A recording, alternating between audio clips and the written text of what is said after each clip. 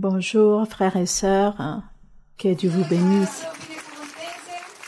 Quelle joie, quel bonheur de nous retrouver ici aujourd'hui dans cette grande célébration spirituelle, promesse accomplie par notre Dieu, qui nous l'a toujours promis. Gloire à Dieu, gloire à son saint nom. Nous sommes tous remplis de joie, de bonheur, d'émotion, car aujourd'hui, une promesse merveilleuse s'accomplit que le Seigneur nous a fait il y a longtemps, il y a beaucoup d'années. Il nous disait que notre chère sœur allait nous rendre visite ici, dans ces pays, en Roumanie. Et aujourd'hui, cette grande et merveilleuse promesse est accomplie. Gloire à Dieu. Et nous savons tous qu'à partir de ce moment-là, non seulement nous qui faisons partie de l'Église, nous allons recevoir ces grandes bénédictions de la part de Dieu, mais aussi tout ce pays, ce peuple va être béni, la gloire et l'honneur, les louanges soient toujours pour notre Dieu. Aujourd'hui, nous sommes heureux, mais aussi nous sommes très reconnaissants avec, en premier lieu, la présence de notre chère Maria-Louisa, mais aussi nous souhaitons la bienvenue à notre frère César Moreno, administrateur général de l'Église, mais aussi collaborateur de notre sœur Maria-Louisa dans la partie spirituelle dans l'Église. Aujourd'hui,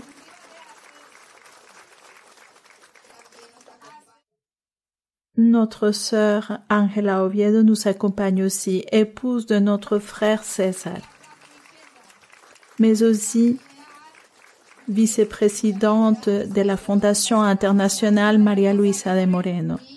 Et comme je le disais, elle aide aussi dans la partie spirituelle de l'Église.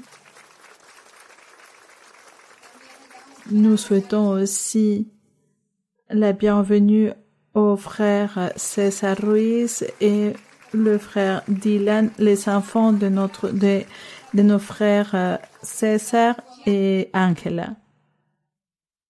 Et aujourd'hui aussi, le fils de notre sœur Maria-Louisa, Iván Darío Moreno, nous accompagne. Et aussi, c'est un plaisir pour moi de vous présenter le frère Johnny Arcaro, qui est le superviseur de l'Église d'Espagne. Bienvenue à tous. Nous sommes heureux, nous sommes très contents de vous recevoir, de cette bénédiction que le Seigneur nous donne aujourd'hui. Je souhaiterais vous faire une synthèse comme un témoignage, comment le Seigneur a révélé et montré cette grande bénédiction que nous sommes en train de recevoir aujourd'hui. Et je vous fais part, sœur, au début de cette année, j'ai eu un rêve, une expérience où je demandais au Seigneur, je priais le Seigneur dans le rêve que je souhaitais que la sœur Maria-Louisa nous rende visite ici dans ce pays. Mais aussi, en étant humaine, je disais au Seigneur, mais quand ce jour arrivera-t-il? Et le Seigneur, dans ses rêves, m'a dit, dans la deuxième venue de ma fille, Maria-Louisa, elle va te rendre visite en Roumanie.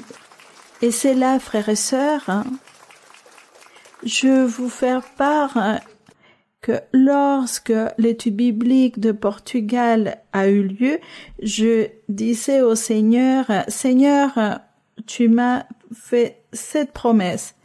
Et je le rappelais, le promesse qu'il m'avait fait, parce que j'avais vu qu'elle était en train de rendre visite à l'église du Portugal, et de cette manière-là, je lui rappelais de sa promesse que lors de sa deuxième visite, de la deuxième visite de la sœur en Europe, elle allait venir en Roumanie. Et je lui ai dit, Seigneur, notre sœur a été au Portugal, qui fait partie d'Europe. Donc c'est la première venue de la sœur. Donc la deuxième venue, quand elle va venir en Europe, elle va devoir nous rendre visite. Et je vous fais part, frères et sœurs, qu'un mois après, lorsque l'étude biblique a eu lieu au Portugal, nous avons commencé à prier tous les jours, sœurs, dans tous les cultes, pour que vous nous rendiez visite. Et cela a fonctionné. Aujourd'hui, le Seigneur a accompli sa promesse. Ces grands souhaits que nous avions, cette promesse du Seigneur, et tel qu'il nous le disait, lors de la deuxième visite de la sœur, elle va vous rendre visite. Et aujourd'hui, quelle joie, quel bonheur d'avoir cette grande bénédiction. Et surtout, nous reconnaissons que c'est l'accomplissement de la promesse, de la parole du Dieu Tout-Puissant. Gloire à notre Dieu. Louange à notre Dieu. Louange au Tout-Puissant. Sœurs, et nous voulons vous dire que dans ces pays, nous vous aimons de tout notre cœur. Nous vous aimons, sœurs. Nous vous chérissons, nous vous apprécions, sœurs, parce que à travers vous, Dieu nous a montré cet évangile et surtout nous a approchés à lui à travers vos enseignements, votre manière d'être. Donc nous tous, nous vous chérissons, sœurs. Merci à tous. Et maintenant, pour moi, c'est un plaisir de vous présenter le frère Joiner Caro, qui est le superviseur des églises en Espagne. Je vous laisse avec le frère Joiner et profiter de cette grande bénédiction. Grande bénédiction. Frères et sœurs, bonjour à tous. Que Dieu vous bénisse. Quelle joie d'être ici, à l'église, aujourd'hui, 31 août 2024. Dieu fait l'histoire ici avec vous en Roumanie. L'église aujourd'hui va être très bénie.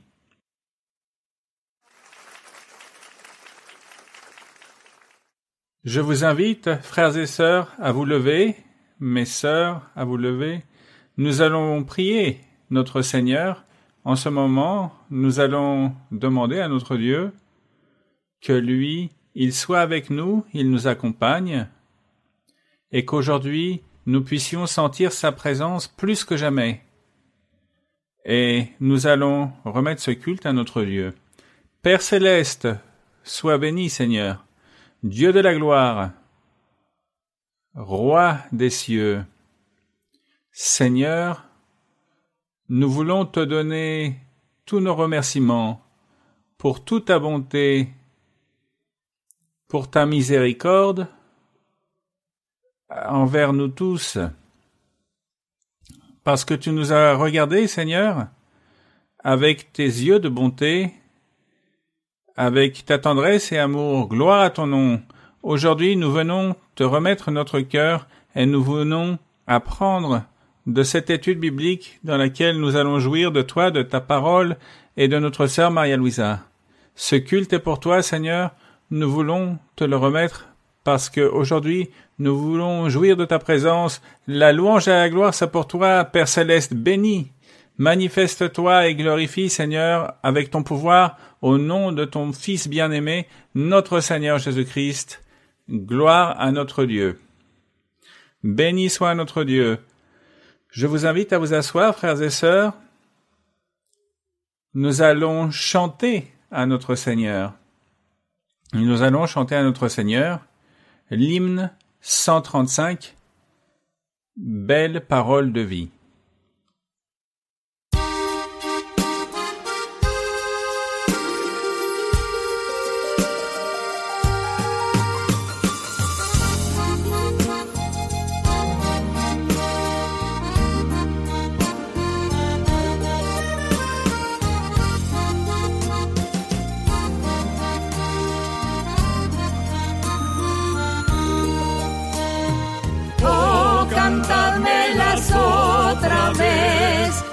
bellas palabras de vida.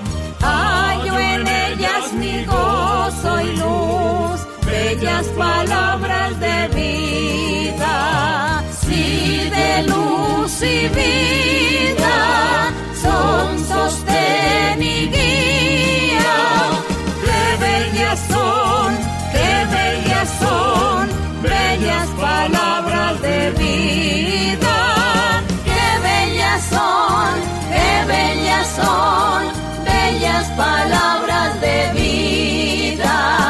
Jesucristo a todos da bellas palabras de vida. Hoy escúchalas, pecador, bellas palabras de vida.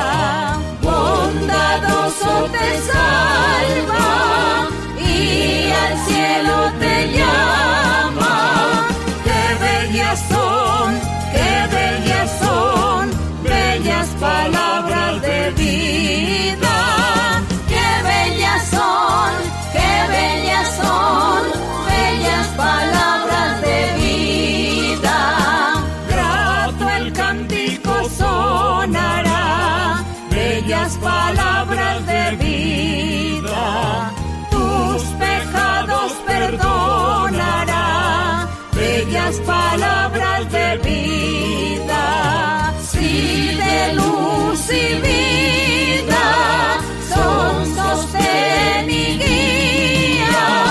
¡Qué bellas son, qué bellas son, bellas palabras de vida! ¡Qué bellas son, qué bellas son, bellas palabras de vida! Béni Seigneur, nous t'adorons. Merveilleux est le Seigneur. Je vous invite à vous lever, frères et sœurs. Nous allons chanter maintenant des cantiques à notre Dieu et nous allons nous réjouir en chantant à ce Dieu merveilleux et beau, si grand notre Dieu et si miséricordieux. Pour cela, il mérite tout notre amour. Et nous allons chanter le cantique 103 qui a pour titre « Il n'y a pas de Dieu aussi grand que toi ».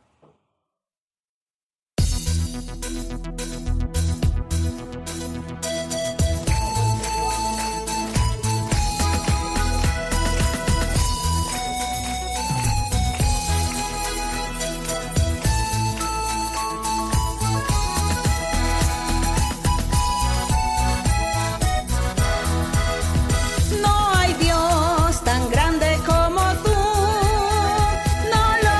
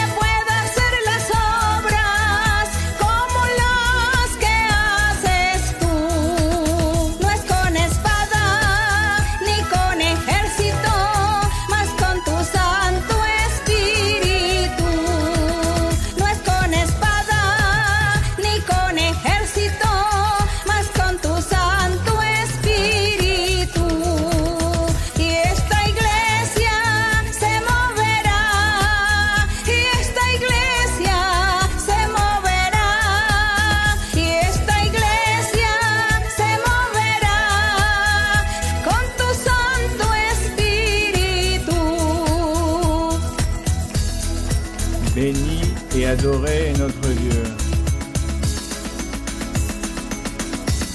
Comme il est merveilleux chaque jour d'apprendre de la Bible. Mais nous avons aussi le livre Expérience qui, comme dans l'Antiquité, l'apôtre Paul a écrit ses épîtres. Aujourd'hui, notre sœur nous a laissé le livre Expérience dans lequel notre sœur Maria-Louisa nous a aussi enseigné. Elle nous a permis de voir tout ce que Dieu a fait à travers elle depuis le début. Il y a déjà plus de 50 ans quand Dieu a érigé son Église. Gloire au Seigneur. Nous allons chanter le cantique 134. Tu es le chemin.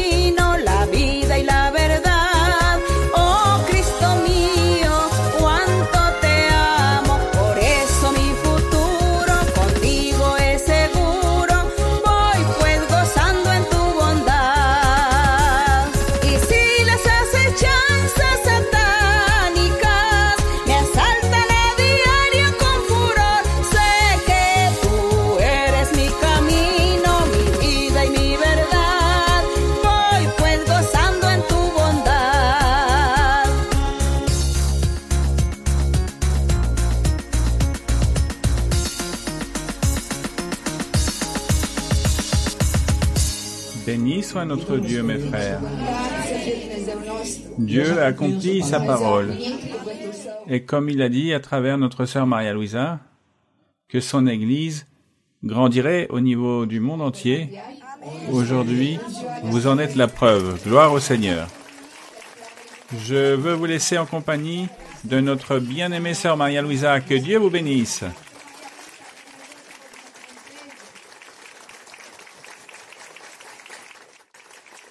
Que le Seigneur vous bénisse grandement aujourd'hui. Vous pouvez vous asseoir.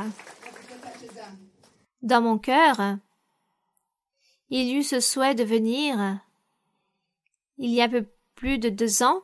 Je voulais toujours venir, mais j'attendais la volonté du Seigneur. Et en ce moment même, j'étais en train de me rappeler les paroles de notre Seigneur Jésus-Christ. Lorsqu'il avait dit à ses apôtres, « Allez dans le monde entier et prêchez l'Évangile à toute créature. » Et c'est de cette façon, lorsqu'il a dit dans le monde entier, il parlait aussi de la Roumanie, le plan de Dieu, ce dessein de Dieu. Le Seigneur, anciennement,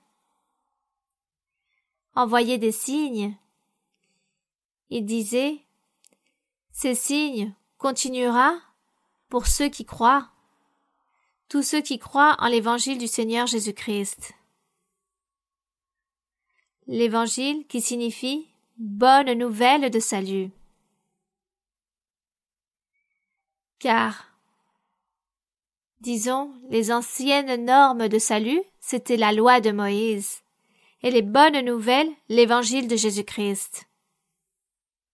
Et le Seigneur disait qu'il y avait des prodiges, des signes, c'était parlé dans d'autres langues, non la langue maternelle, mais des langues angélicales, et que d'autres allaient prier pour les malades, et allaient guérir et réaliser beaucoup de miracles. Et de cette façon, chaque être humain allait se rendre compte du véritable chemin qu'il fallait mener pour arriver à Dieu. C'est pourquoi nous rendons grâce au Seigneur, au Créateur du ciel et de la terre. Et nous sommes tous ici, rassemblés, un groupe de personnes avec un cœur affermi pour aimer Dieu, pour suivre son chemin, pour accomplir ses commandements et ensuite obtenir la vie éternelle. C'est cela. Le Seigneur, dans l'ancien temps, lorsqu'il allait détruire Sodome et Gomorrhe, je parle pour tous ceux qui ont déjà lu la Bible, il allait détruire ces villes, et Abraham a dit « Seigneur, ne vas-tu pas te remplir de miséricorde de toutes ces personnes, sachant qu'il y a des justes? S'il y a 50 justes dans cette ville, tu vas les détruire ?» Et le Seigneur répondait, « Il n'y en a pas 50. » Et Abraham disait, « Et s'il y en a 40 ?» Non plus, répondit-il, « Et s'il y en a 30, 20, 10 ?» Et le Seigneur répondait, « S'il y en a 10, je ne vais pas détruire ces villes. » Mais il n'y en avait qu'un seul. Comment s'appelait-il? Vous avez lu la Bible. Vous avez lu la Bible. Donc nous voyons de quelle façon Dieu se remplit de miséricorde d'un être humain. Et nous rendons grâce au Seigneur pour toutes ces choses. Et aujourd'hui, nous sommes en train de rendre grâce à notre Dieu, car il se remplit de miséricorde, ici aussi, envers la Roumanie. Et le Seigneur va donner et envoyer beaucoup de bénédictions. Il va envoyer beaucoup de bienfaisance ici à ce pays. À vous spécialement, que la gloire soit pour notre Dieu. Bien. Et de cette façon, nous allons aussi transmettre nos chaleureuses salutations à tous nos frères et sœurs qui vont nous voir dans cette vidéo dans différents lieux du monde. De grandes salutations pour vous tous, que Dieu vous bénisse. Et nous nous trouvons ici en Roumanie où les frères et sœurs vous aiment fortement. Donc merci beaucoup. Nous allons donc commencer avec notre étude biblique d'aujourd'hui. Maintenant, vous savez comment se réalise une étude biblique. Il y a des questions et des réponses. Mais tout d'abord, je vais faire une petite méditation. Nous allons donc ouvrir la Bible dans le livre de Deutéronome, chapitre 8. Nous allons méditer dans l'Ancien Testament, lorsque Dieu a dicté les lois à Moïse, et Dieu lui a dit qu'il devait enseigner toute cette loi au peuple, et que tout le peuple devait accomplir, observer ses commandements, accomplir toutes ses règles, toutes ses ordonnances, pour qu'il puisse obtenir la vie éternelle.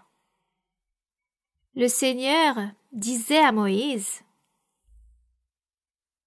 qu'il avait choisi ce peuple, le peuple d'Israël, pour qu'il soit un peuple exclusif, singulier dans le monde, que Dieu allait le bénir, car il s'agirait d'un peuple saint. Mais les choses ne se sont pas produites comme Dieu était en train de le planifier avec ce peuple d'Israël, ce peuple physique. Et comme Dieu savait qu'ils allaient échouer, Dieu, dans sa pensée, dans son cœur, avait déjà planifié que dans les jours suivants, dans le futur, allait s'élever un peuple exclusif, saint, singulier, et qu'il serait établi par des personnes appartenant à toutes les nations. Anciennement, le Seigneur avait choisi juste les Israélites, mais le Seigneur, comme il savait à l'avance que le peuple allait échouer, alors Dieu a dit « Mon peuple sera saint et exclusif ». Il s'agira de l'Église de Jésus-Christ. Ce sera Jésus-Christ lequel j'enverrai, celui qui va établir ce peuple parfait. C'est pourquoi nous, aujourd'hui, nous sommes très fiers que Dieu nous ait regardés avec des yeux de miséricorde. Car avec nous, il est en train d'établir ce peuple exclusif, singulier, unique. Mais le plus beau dans tout cela, c'est que dans plus de 100 pays, il y a des assemblées au sujet de cette Église, ici où Dieu est en train de se manifester avec ses dons spirituels. Et tout cela nous remplit d'une grande fierté, car le Seigneur Jésus a fait des promesses que son peuple Israël spirituel, c'est-à-dire nous, ou son Église, serait parfaite et qu'il allait la perfectionner. C'est pourquoi nous sommes ici devant Dieu et nous savons qu'il va nous perfectionner. Car nous sommes en train de dire à Dieu que nous voulons suivre son chemin, nous voulons accomplir ses commandements, nous voulons lui être agréables, car nous voulons obtenir la vie éternelle. Et je sais que le Seigneur va nous bénir, car il nous a choisis. Il va faire que nous soyons des créatures parfaites. C'est pourquoi il est écrit ici dans Deutéronome chapitre 8, verset 11. Dieu dit à Moïse, il lui dit, « Enseigne au peuple la chose suivante. » Verset 11, nous allons lire. « Garde-toi d'oublier l'Éternel, ton Dieu, au point de ne pas observer ses commandements, ses ordonnances et ses lois que je te prescris aujourd'hui. Lorsque tu mangeras et te rassasieras, lorsque tu bâtiras et habiteras de belles maisons, lorsque tu verras multiplier ton gros et ton menu bétail, s'augmenter ton argent et ton or, et s'accroître tout ce qui est à toi, prends garde que ton cœur ne s'enfle et que tu n'oublies l'Éternel, ton Dieu, qui t'a fait sortir du pays d'Égypte, de la maison de servitude, qui t'a fait marcher dans ce grand et affreux désert, où il y a des serpents brûlants et des scorpions, dans des lieux arides et sans eau, et qui a fait jaillir pour toi de l'eau du rocher le plus dur, qui t'a fait manger dans le désert la manne inconnue à tes pères. Rappelons-nous que le Seigneur a fait tomber du ciel de la manne, du pain du ciel, qui ont été nommés ainsi. Et ici Dieu est en train de lui rappeler à Moïse, rappelle de nouveau tous ces commandements au peuple pour qu'il puisse les mettre en pratique. Mais comme je l'ai dit tout à l'heure, le peuple a échoué. Maintenant, ces commandements sont pour nous. Aujourd'hui, il nous appartient d'accomplir cela. Tout cela est pour nous aujourd'hui. Cela n'est pas resté juste pour l'ancien temps ou dans l'oubli. Il s'agit d'une parole vivante de Dieu. Comme il est en train d'établir son peuple nouveau, tous ses commandements, nous devons les lire, nous devons les apprendre et les mettre en pratique. Et continuons à lire ici dans le verset 17.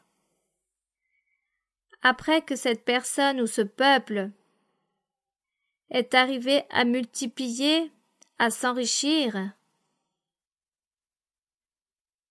ce peuple commence à mépriser le nom de Dieu et dans le verset 17 il est écrit « Garde-toi de dire en ton cœur « Ma force et la puissance de ma main m'ont acquis ces richesses. » C'est-à-dire, le peuple allait dire que ce n'était pas la bénédiction de Dieu qu'ils avaient reçue, mais c'était leur propre capacité humaine ou peut-être leur intelligence ou leur habilité pour pouvoir acquérir beaucoup de richesses pour eux-mêmes. Donc Dieu leur disait « Ne pensez pas de la sorte, rappelez-vous que c'est moi qui vous ai donné toutes ces bénédictions. Et de la même façon, nous aussi, lorsque Dieu nous bénit, nous ne devons pas dire « c'est grâce à ma capacité humaine, c'est grâce à mon intelligence, c'est grâce à mes études, de comment je me suis instruit, j'ai appris un métier, un art et je me suis enrichi car je suis très intelligent, parce que j'ai beaucoup d'habilité. » Nous n'allons pas dire cela, mais nous disons ce que nous sommes. Et ce que nous avons, c'est Dieu qui nous l'a donné. Et c'est pourquoi il faut toujours rendre la grâce à notre Dieu, l'honneur et la gloire. Il est écrit dans le verset 18. « Souviens-toi de l'Éternel ton Dieu, car c'est lui qui te donnera de la force pour les acquérir, pour être riche, afin de confirmer son alliance, comme il le fait aujourd'hui, qu'il a juré à tes pères. » Rappelons-nous que Dieu a juré à Abraham. L'histoire raconte que Dieu a dit à Abraham « Tu seras le père d'un grand nombre de nations, et je bénirai toute ta postérité. » Et Dieu lui parlait de son Église, ou du peuple d'Israël spirituel, ce peuple que le Seigneur Jésus-Christ allait établir, et que nous, avec une grande fierté, nous pouvons dire que nous sommes en train d'être participants de ce peuple. C'est pourquoi ici le Seigneur lui rappelle, il lui dit qu'avec un jurement, il a juré à tes pères, c'est-à-dire à Abraham, comme aujourd'hui je suis en train de vous rappeler, disait le Seigneur. Mais si tu oublies l'Éternel ton Dieu, et que tu ailles après d'autres dieux, c'est-à-dire à des dieux païens, ou si tu réalises l'idolâtrie, ou les sculptures, des images, des peintures, ou que tu crois en les morts, ou que tu vénères les démons, et tous les morts, si vous avez des superstitions, le Seigneur dit, si tu les sers à tous ces êtres et te prosternes devant eux, je vous déclare formellement aujourd'hui que vous périrez. Toute personne qui fasse ces choses périra mourra. Car il est écrit, vous périrez comme les nations que l'Éternel fait périr devant vous, parce que vous n'aurez point écouté la voix de l'Éternel, votre Dieu. Par le fait de ne pas obéir au Seigneur, alors Dieu châtiera durement à celui qui est désobéissant. Et nous, aujourd'hui, qui avons l'opportunité de connaître notre Dieu, ce Dieu vivant, puissant, un Dieu en esprit, nous avons cette grande opportunité, alors efforçons-nous pour lui être obéissants. Car le Seigneur est un feu qui consume, il est amour, mais aussi il peut devenir un feu qui dévore. Et s'il va se remplir d'irritation contre les malfaiteurs, alors il châtiera, il punira. Mais nous sommes ici avec toutes les promesses qu'il nous a faites, car je sais qu'il a fait des promesses, qu'il va nous bénir, qu'il va nous protéger, qu'il va nous garder, et qu'il nous aidera à continuer de l'avant pour obtenir la vie éternelle. Dieu nous aidera pour que nous puissions accomplir ses commandements, pour que nous puissions lui obéir. Nous n'allons pas être comme le peuple ancien, car aujourd'hui, nous avons l'aide du Saint-Esprit, les dons spirituels, ce que Dieu nous a donné, qui nous aide à ôter les faiblesses de notre chair. Dieu nous aide, c'est le Saint-Esprit qui nous aide. Il ôte les faiblesses de la chair. Et il nous aide à être très forts. Et il nous aide à faire et à accomplir la volonté de Dieu. Je donne l'honneur et la gloire à mon Seigneur.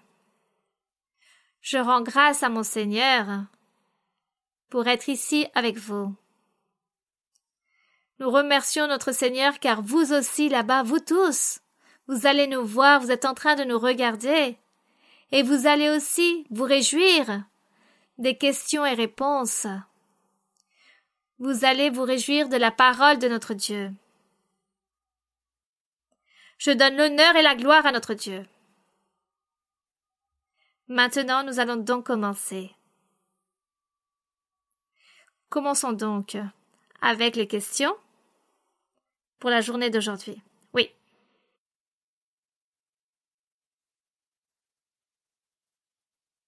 Bonjour, Sœur Maria-Louisa, bienvenue en Roumanie. Sœur Maria-Louisa, que Dieu vous bénisse. L'Église de Roumanie, aujourd'hui, est vêtue de fête par votre présence ici en Roumanie. Nous nous sentons très privilégiés et très bénis d'être ici devant l'apôtre de Dieu, devant sa prophétesse. Aussi, de la part de nous tous, l'Église de Roumanie, dans cette nation, nous vous souhaitons la bienvenue, tant à vous comme aussi à tous ceux qui vous accompagnent aujourd'hui, et nous vous disons que nous vous apprécions, nous vous chérissons et nous vous aimons de tout notre cœur. Le Seigneur, à travers la prophétie, m'a promis que il allait vous amener ici, en Roumanie, et pour pouvoir toujours être très heureux avec cette grande bénédiction. Et je veux vous adresser une question basée sur la Bible. La deuxième épître à Timothée, seconde de Timothée,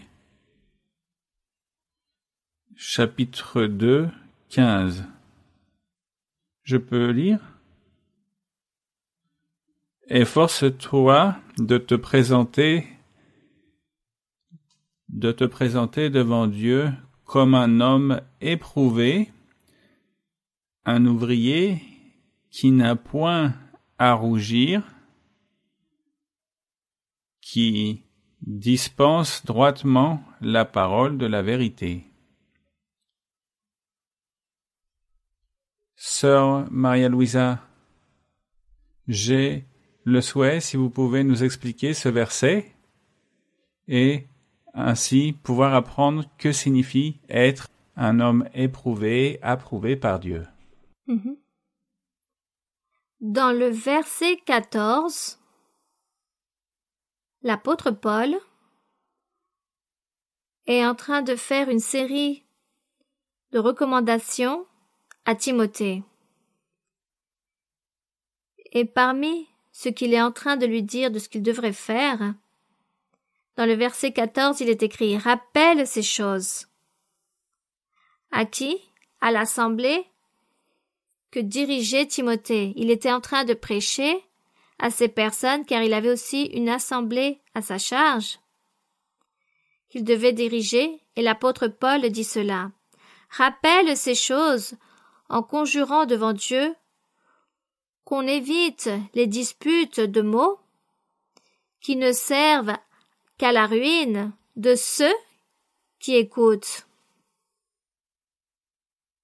C'est-à-dire que toutes les disputes au sujet de doctrine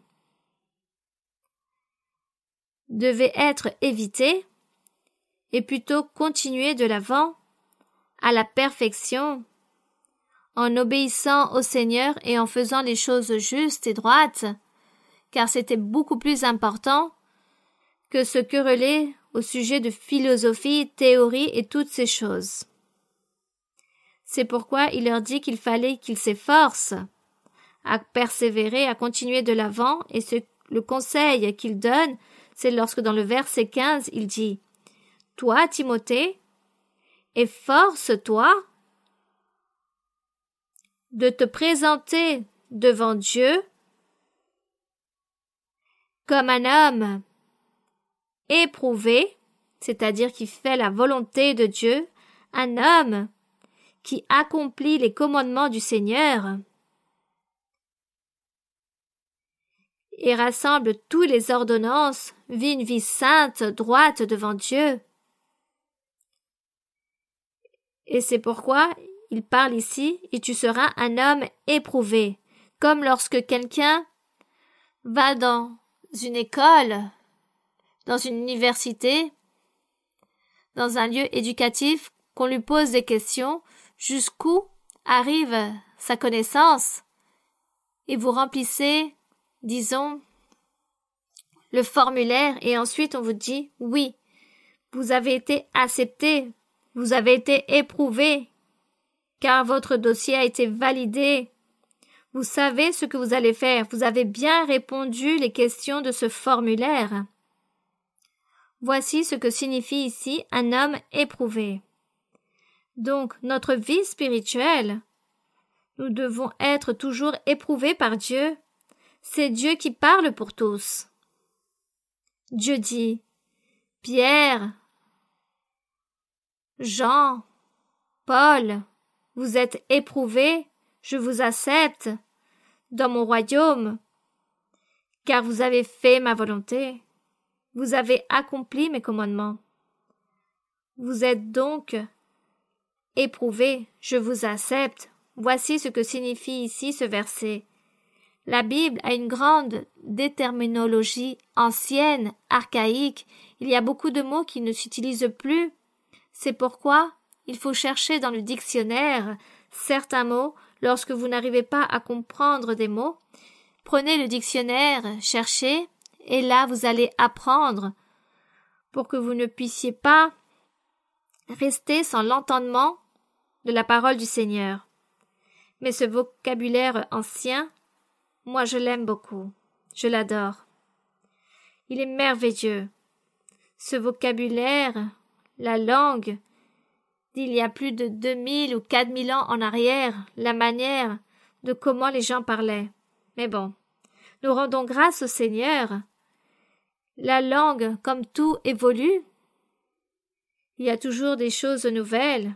Mais c'est très beau, cette Bible est merveilleuse, qui existe depuis à peu près 1960, pour la Bible en espagnol. Donc disons qu'il y a beaucoup de mots difficiles à comprendre. Le vocabulaire est complexe, mais le dictionnaire nous aide. Bien. Merci beaucoup pour votre question. Continuons. Bonjour, sœur Maria Luisa. Que Dieu vous bénisse. Bienvenue ici à Bucarest. Nous vous transmettons tout l'amour, toute la tendresse et notre respect. Nous vous chérissons pour tout ce que vous faites et pour les sacrifices que vous faites pour le bien de notre vie spirituelle. Je témoigne que c'est l'accomplissement d'une promesse du Seigneur que vous nous rendez visite ici, en Roumanie. Je souhaite vous adresser une question dans un verset de la Bible, dans la première de Samuel, chapitre 18, verset 10. Le lendemain, le mauvais esprit de Dieu saisit Saül, qui eut des transports au milieu de la maison. David jouait comme les autres jours, et Saül avait sa lance à la main. Ma question, ma sœur, est-il possible que, de nos jours, dans l'évangile du Seigneur Jésus-Christ, un serviteur de Dieu puisse être perturbé à un moment donné par un esprit mauvais et aussi prophétiser à travers du Saint-Esprit? Tout d'abord, nous allons éclairer au sujet de Saül. Lorsque la Bible parle d'un mauvais esprit qui tourmentait Saül, Saül n'était pas encore un serviteur de Dieu à ce moment-là. Dieu à peine faisait cet appel à Saül. Et une fois, car Saül a été très envieux de David, il l'a persécuté pour lui ôter la vie.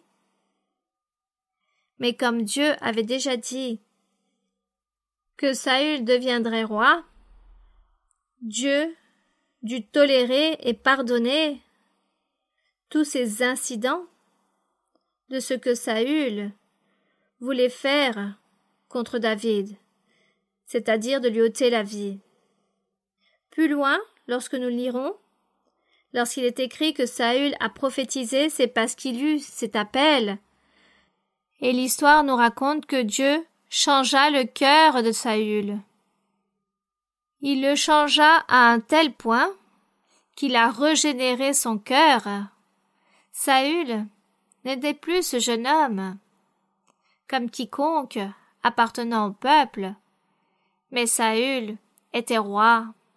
Et lorsque Dieu transforme le cœur, c'est-à-dire que Dieu le prépare, il sait qu'il devient un roi, un gouverneur, et qu'il était devenu un instrument entre les mains de Dieu.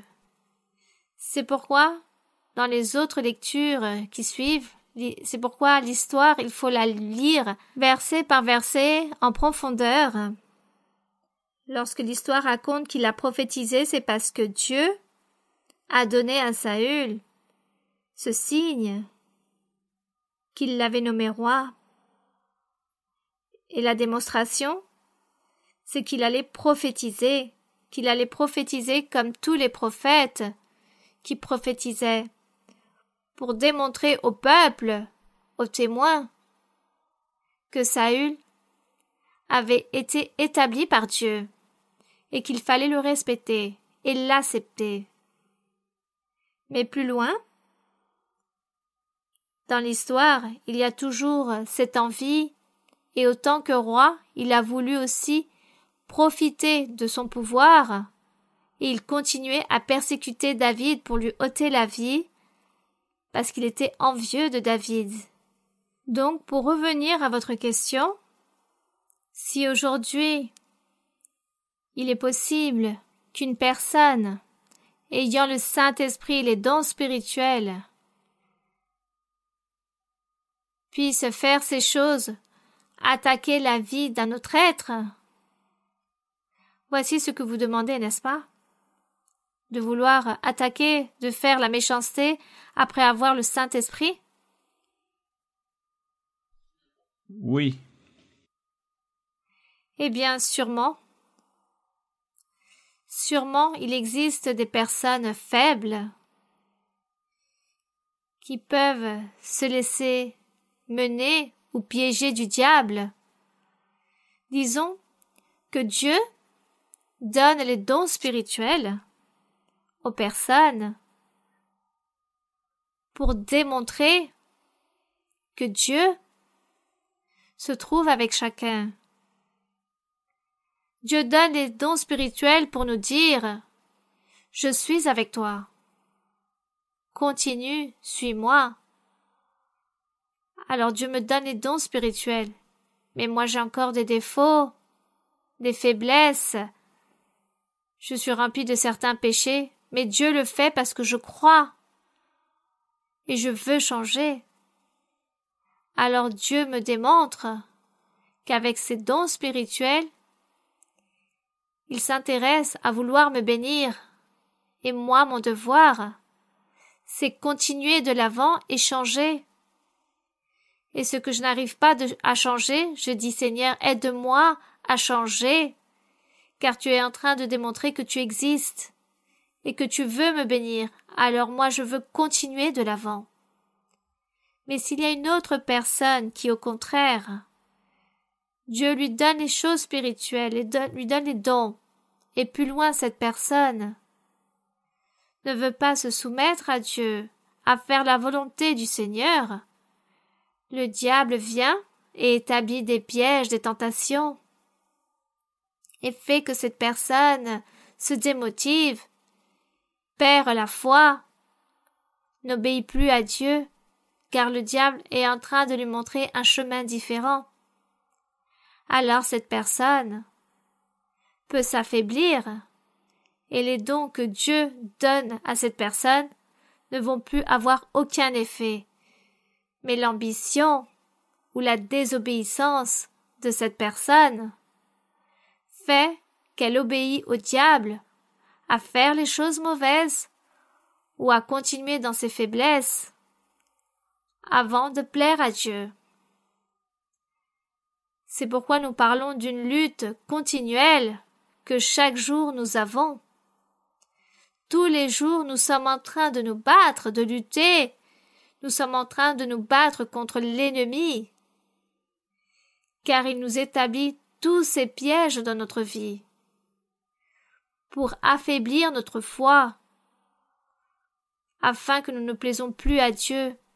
Nous devons donc lutter en priant, demandant au Seigneur de nous donner encore plus de force, de la puissance, du courage pour continuer. Et nous disons, Seigneur, aide-moi à changer, regarde ma faiblesse, regarde toutes mes erreurs, aide-moi, Seigneur, car je veux faire ta volonté.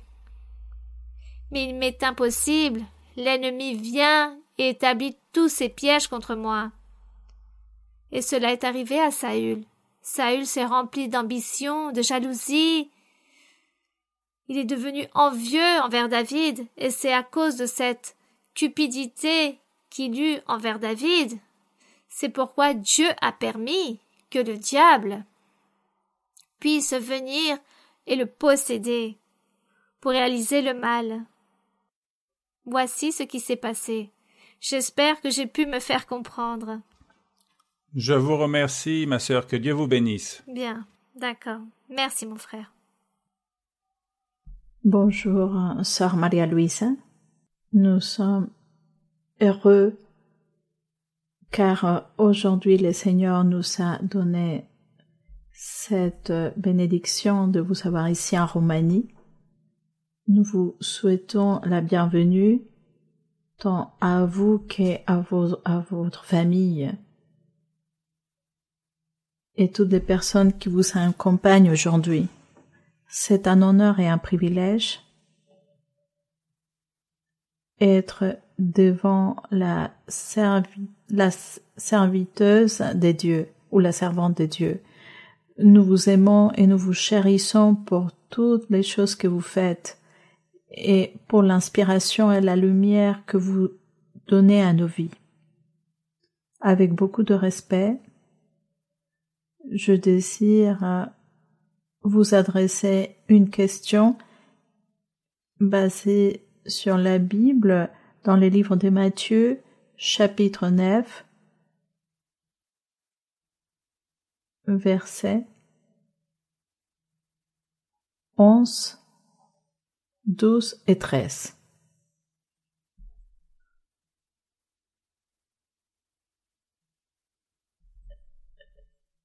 Évangile selon Matthieu, chapitre 9, versets 11, 12 et 13. Vous me permettez lire, sœur?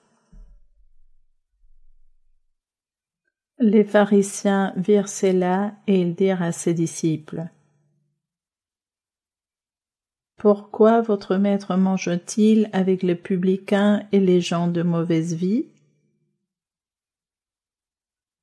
Ce que Jésus ayant entendu, il dit: Ce ne sont pas ceux qui se portent bien qui ont besoin des médecins, mais les malades.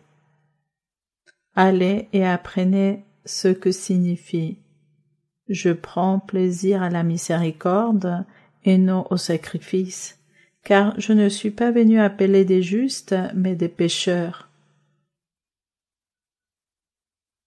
Ma question, c'est, sœur, il est basé sur le verset 13 où le Seigneur précise « Allez et apprenez ce qui signifie « Je prends plaisir à la miséricorde et non au sacrifice ».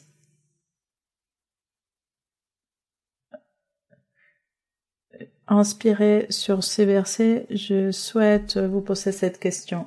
Si une personne, est-ce qu'une personne naît avec le don de miséricorde ou plutôt nous pouvons réussir à atteindre ces sentiments de miséricorde, surtout vis-à-vis des personnes qui souffrent, et de cette manière sentir cet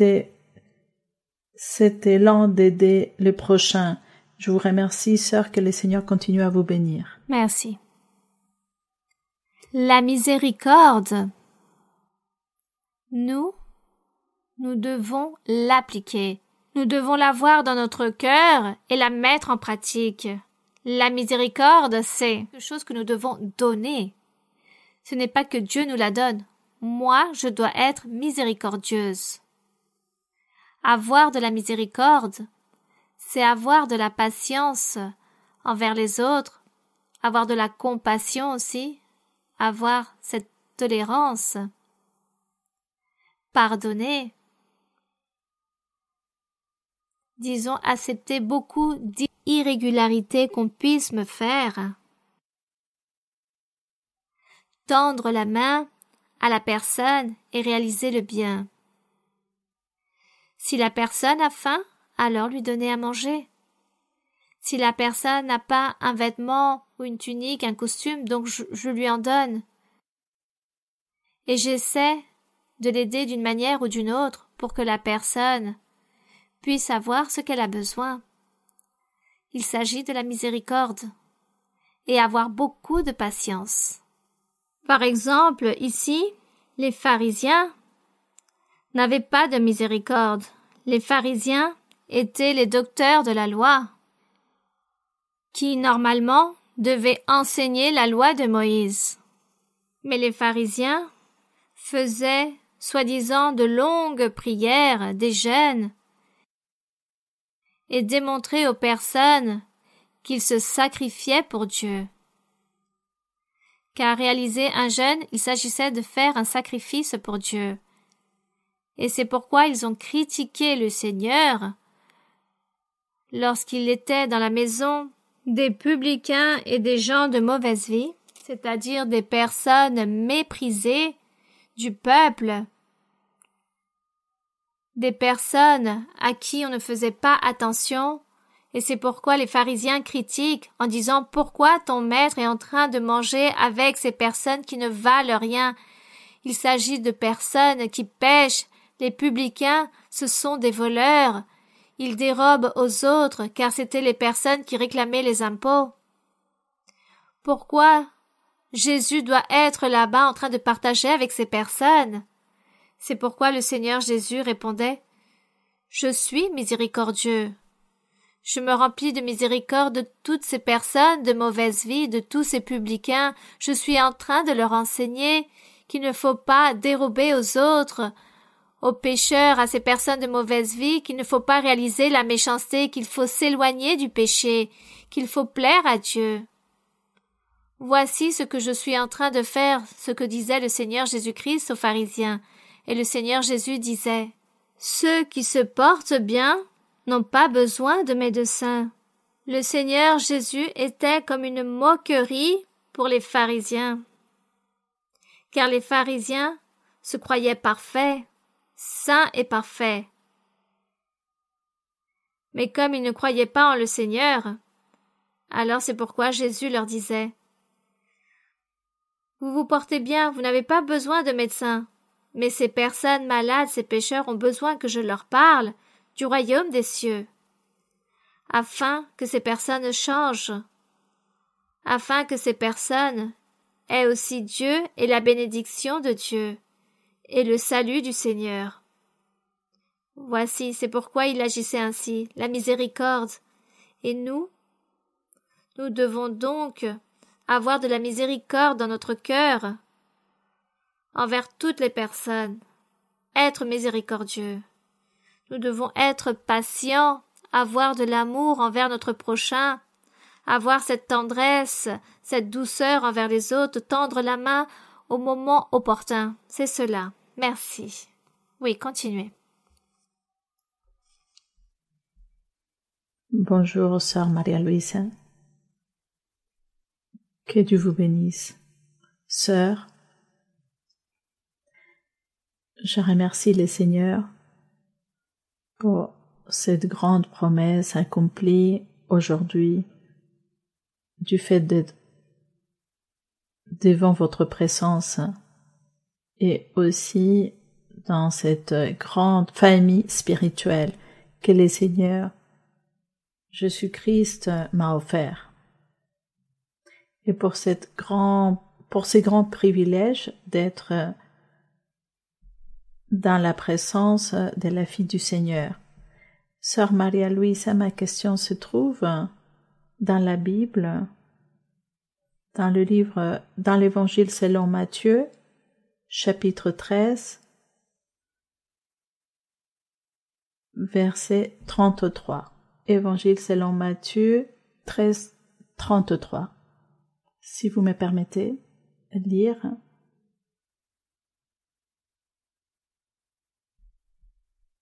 Il leur dit cette autre parabole. Le royaume des cieux est semblable à du levain qu'une femme a pris et mis dans 3 mesures de farine jusqu'à ce que la pâte soit toute levée.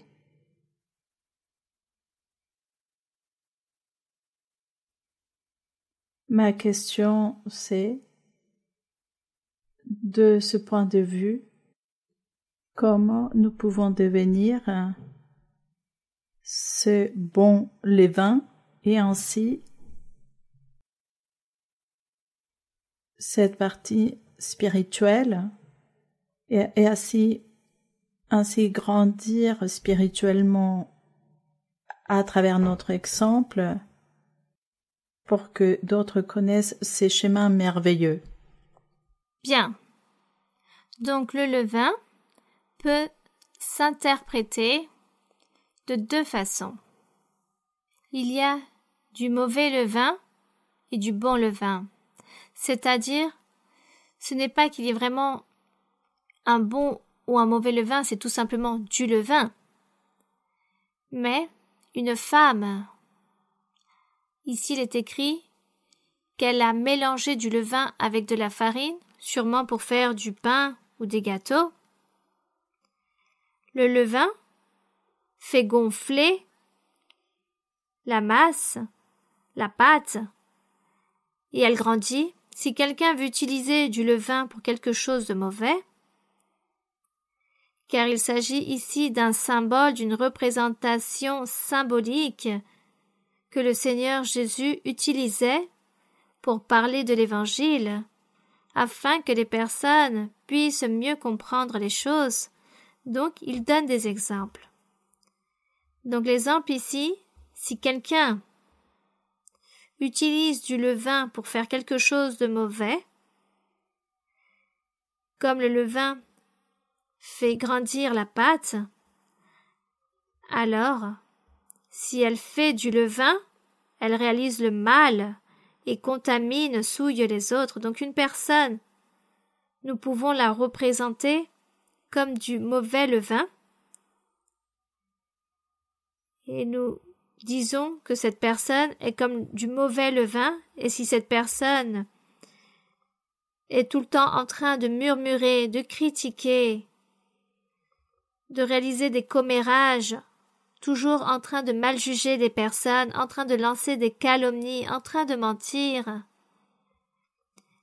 elle agit mal, devient colérique, il est toujours mêlé dans les conflits, alors on dit qu'il s'agit d'une personne avec du mauvais levain, car avec sa manière d'être, elle souille toutes les personnes qui lui entourent.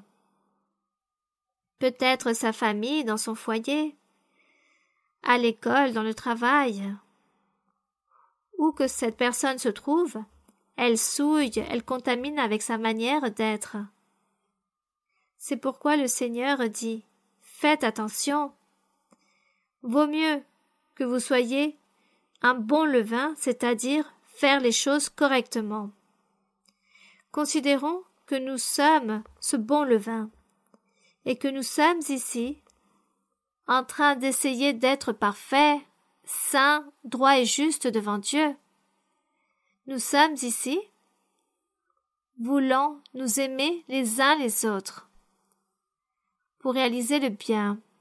Donc nous sommes un bon levain. Car le levain, c'est cela, sa croix. C'est pour cela le Seigneur dit ici que le royaume des cieux, c'est-à-dire l'évangile du Seigneur Jésus-Christ, c'est-à-dire un bon levain, ce royaume des cieux est semblable à du levain qu'une femme a pris et mis dans 3 mesures de farine pour faire des choses correctes jusqu'à ce que la pâte soit toute levée pour qu'il y ait beaucoup de gâteaux, beaucoup de pain. Ainsi est l'évangile du Seigneur. Lorsque nous sommes un bon levain. Si vous parlez à quelqu'un, à votre famille, et vous dites « Dieu existe, j'ai connu une église où Dieu parle et Dieu m'a parlé. » Et votre proche vous écoute et va dire « Moi aussi je veux vivre cette expérience. » Sûrement cette personne ira pour vivre cette expérience et cette dernière ira voir une autre personne et ainsi successivement jusqu'à que se forme comme un réseau où il est publié cette grande nouvelle et tous reçoivent cette information que Dieu parle, que Dieu se trouve dans cette église et il parle. C'est pourquoi il est très important que vous parliez de Dieu au milieu de votre famille, dans votre travail, à l'école, à l'université, dans l'entreprise, dans le travail. Là où vous travaillez, parlez de Dieu et les personnes qui vous écoutent vont dire « Moi aussi je veux. Je veux aller où vous allez et recevoir cette expérience que Dieu me parle. Moi aussi je veux que Dieu me parle. »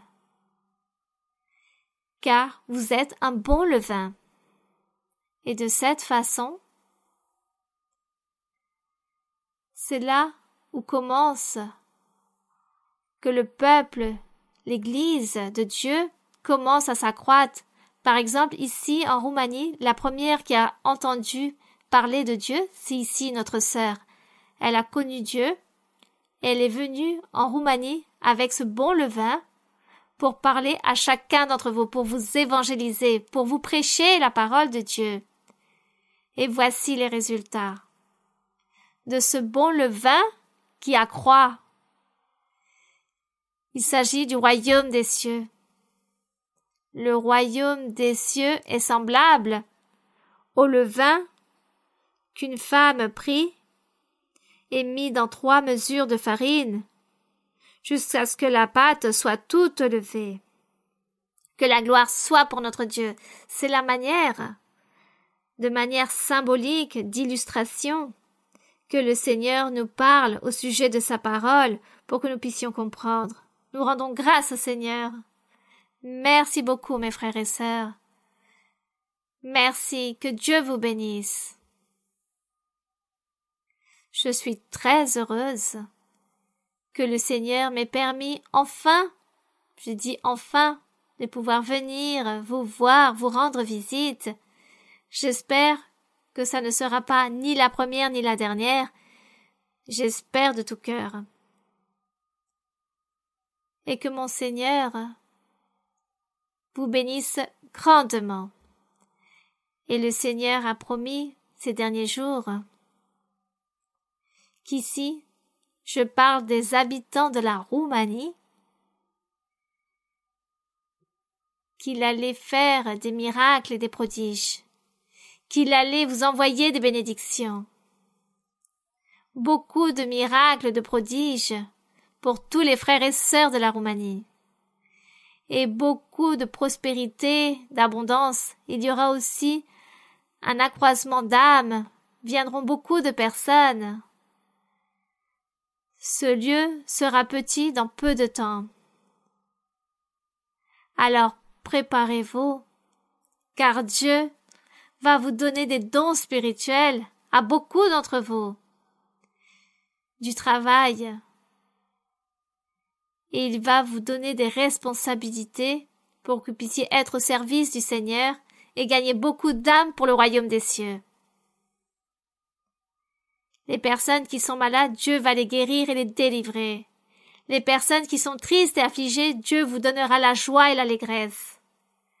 Et tous ceux qui vivent de complexes et de frustrations et de dépression, Dieu va vous purifier, il va vous ôter toutes ces choses mauvaises. Et certains qui vivent certaines pénuries vont vivre amplement. Dieu vous donnera de grandes sommes d'argent. Dieu va bénir dans plusieurs aspects, et spécialement à vous, mes frères et sœurs. Et vous, là-bas, mes frères et sœurs, ne soyez pas jaloux, car pour vous aussi viendra la bénédiction. Nous allons donc prier notre Dieu. Nous allons prier le Seigneur. Et vous, demandez aussi au Seigneur les souhaits que vous portez sur votre cœur, vos pétitions, vos besoins. Et vous allez voir de quelle façon Dieu promptement sera en train de vous exaucer. Dieu vous guidera, il vous enseignera, il vous montrera le chemin. Nous allons donc prier. Père Saint, Père Céleste, Créateur du ciel et de la terre, Dieu d'Abraham, Dieu de Jacob et Dieu d'Isaac, Dieu Tout-Puissant qui a marché avec Moïse, Seigneur, nous te demandons et nous te supplions en ce moment même, et nous te rendons grâce, mon Seigneur, pour nous donner l'opportunité d'être ici tous rassemblés dans ce lieu pour parler de toi, pour méditer en ta merveilleuse parole. Nous nous réjouissons à chaque fois que nous lisons ta parole. Nous nous réjouissons lorsque nous écoutons tes promesses, les bénédictions que tu as pour chacun d'entre nous. Seigneur, aide-nous à nous affirmer, à être fermes, à être sûrs, à avoir cette conviction et cette sûreté, mon Seigneur, surtout dans ta voix, car nous voulons obtenir et gagner la vie éternelle. Bénis ce pays, mon Seigneur. Bénis tous les frères et sœurs qui ont eu l'opportunité d'écouter ta véritable parole, d'expérimenter le Saint-Esprit dans leur cœur. Bénis, Seigneur, ce groupe de personnes, et je te demande aussi des bénédictions pour tous les frères et sœurs et toutes les personnes qui vont voir cette vidéo dans différents lieux du monde. Je te demande pour toutes ces personnes, car eux aussi ont besoin de toi. Eux aussi sont en train de te demander, de te supplier des choses, car certains sont malades, d'autres ont leurs proches qui sont malades, pliés sur un lit ou dans un lit d'hôpital. Seigneur, eux aussi ont des souhaits dans leur cœur, des besoins, et toi, mon Seigneur, tu accompliras avec ta bénédiction.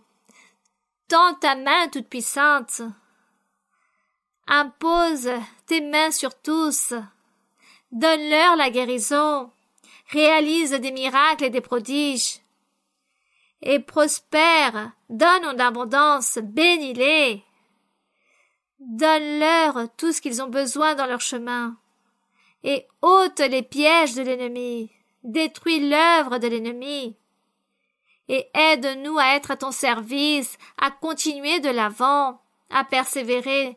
Seigneur, nous sommes devant ta présence, ton Saint-Esprit, qu'il descende avec toute sa puissance dans chaque cœur, dans chaque vie. Et bénis, bénis mon Seigneur, guéris et délivre, romps les chaînes, détruis les liens, délie et détruis le mal. Soyez confiants, car je vais vous bénir grandement. Et je vous donnerai le triomphe, et je vous donnerai la victoire. Je vous donnerai en abondance des biens matériels. Je serai en train de vous bénir avec toutes ces choses. Et aussi, au niveau des choses spirituelles, des dons spirituels viennent sur beaucoup de changements de vie. Je suis en train de régénérer, je suis en train de purifier des cœurs, en train de changer les cœurs de beaucoup, en train de ôter des amertumes, des tristesses, des afflictions, la désolation de l'âme. Je suis en train de fortifier beaucoup de vies, beaucoup de cœurs. Je suis en train de rompre des chaînes, je suis en train de détruire des liens. Je suis en train d'ôter les pièges de l'ennemi, car l'ennemi est envieux de ce pays, il est envieux de ce peuple, il est envieux, et il veut vous avoir sous sa servitude, mais je vais vous bénir, et je vous enverrai à prêcher et parler de ma parole et de ma puissance. Je vous donnerai la puissance, les dons spirituels, et le triomphe sera avec vous à tout instant. Je serai en train de changer la mentalité, la pensée de beaucoup, et vous serez à mon service, car c'est pourquoi je vous ai appelé, je vous ai cherché pour que vous puissiez être à mon service.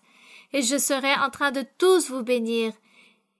Et ces personnes qui se trouvent très loin, qui me voient de très loin, qui m'écoutent de très loin, vous aussi je vous bénirai, et je vous donnerai des dons spirituels, j'enverrai beaucoup de triomphes à chacun, et vous me suivrez, et vous aurez cette puissance, cette intelligence, pour parler et publier, pour enseigner mon chemin, et vous serez très heureux, car la joie, je la donnerai à toutes ces personnes qui me suivent. Persévérez, continuez de l'avant, soyez courageux, car la bénédiction vous a tous atteints. Soyez confiants. Merci mon Père Saint. Merci mon Père Céleste. Nous te rendons grâce au nom glorieux de Jésus-Christ, ton Fils bien-aimé, mon Seigneur. Merci, Roi des rois, Seigneur des seigneurs, Pasteur des pasteurs. notre meilleur ami qui nous accompagne. Merci Seigneur. Les louanges sont pour toi. L'honneur et la gloire sont pour toi. Aujourd'hui et pour toujours. Amen. Gloire à Dieu. Por favor, líbranos, Señor, contigo quiero ir, constante ahí, tomaste por mí, te quiero hoy servir, con el poder, lo malo vencer, y en santidad vivir. Toma por favor mi mano, Señor, contigo quiero ir. Que l'honneur et la gloire soient pour notre Dieu. Nous rendons grâce au Seigneur. Je remercie mon Dieu. Merci beaucoup, mes très chers frères et très chères sœurs. Je vous remercie.